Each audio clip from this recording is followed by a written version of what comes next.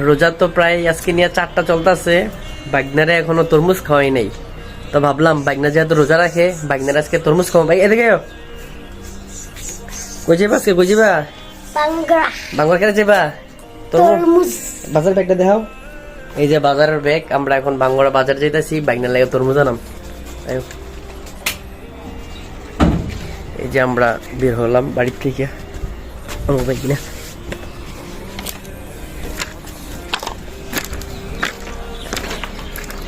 এই যে বাইকনা পিছনে, মামুর সামনে।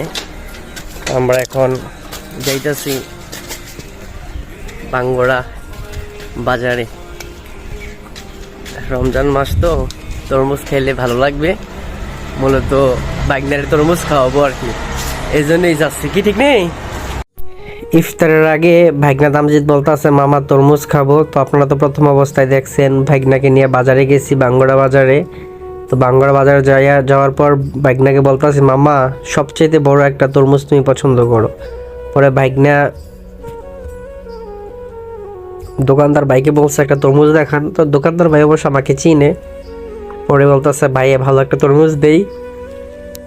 আমি বললাম হ্যাঁ ঠিক আছে ভাই, তো ভালো যে একটা তরমুজ দেন। তাই আমি বলছি ভাই যদি লাল না হয় তাহলে কিন্তু আমি দিব না, কারণ আমি কিন্তু কোনো কিছু দামাদম করি না কোথাও কোনো কিছু কেনাকাটা করতে গেলে। কারণ কি আমি সব সময় যেটা নিব 2 টাকা বেশি যাক, তবে আমার ভালো হতে হবে। তো ভাইও বলছে যে ঠিক আছে ভাই আপনি এটা নেন, এটা বেস্ট হবে। তাই আমি বললাম ঠিক আছে যদি এটা ভালো হয় তাহলে আপনি এটা দেন।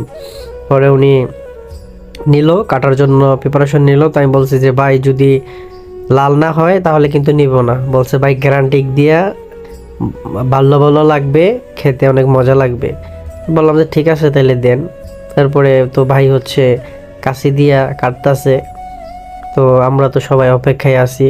তো আমি জানি যে এটা মিষ্টি হবে বা লাল হবে, কারণ আমি দামাদম করি নাই, ভালো একটা মাল নেওয়ার জন্যই তো দামাদম করি নাই। আর যদিও আমি রোজা রাখছি, রোজা না রাখলে আমি একটা চিড় খাইতাম। ভাইগনা তামজিদ রোজা রাখে নাই। তো দোকানদার ভাই আবার ভাইগনা তামজিদকে চিনে। তো বলতেছে ভাইগনা তুমি তো রোজা রাখো নাই, তুমি একটু খাও, তোমার একটু কাইটটা দেই। তো এই যে দেখেন তরমুজটা কি পরিমাণ লাল পড়ছে, আর অনেক বাল্লা বাল্লা। তারপরে দোকানদার ভাইগনাকে বলতেছে তুমি একটু খাও। ভাইগনা বলতেছে আচ্ছা একটু দেন তাইলে। তো ভাইগনার জন্য একটু কাইটটা দিতেছে। এই যে ভাইগনা একটু খাইতেছে। আমি তো রোজা রাখছি, আমার লোলটা একটু পড়ছিল খাওয়ানোর লেগে, কোনো রকমে ধৈর্য ধরে রইছি যেহেতু রোজা রাখছি।